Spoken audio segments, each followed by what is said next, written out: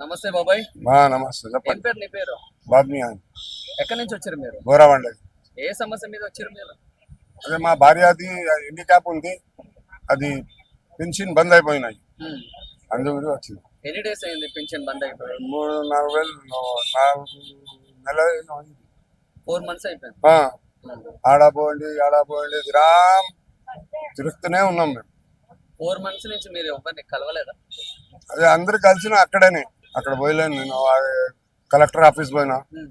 మండల ఆఫీస్ పోయినా, Osmania hospital, Nampally hospital, ఉమ్. అక్కడ పోండి ఇక్కడ పోండి అట్లనే తిప్పుతున్నా. ఏ ప్రాబ్లం మీద పోయారు మరి మీరు ఆవిడకి?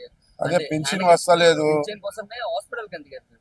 అక్కడ పోమని చెప్పిండ్రు హాస్పిటల్ కి. అంటే హాస్పిటల్ ఏమైనా రాసిస్తారని అక్కడ రాసిస్తారు వాళ్ళు అని చెప్పిండ్రు, ఆ దగ్గర పోయినా. ఎవరేమైనా రాసిచ్చారా మీకేమైనా పేపర్? ఎవరు ఏం రాసిచ్చలేరు, ఎట్లనే అడుగుతున్నారు పెట్టుకుంటున్నారు. సరే వస్తుంది వస్తాయి అని చెప్తున్నారు.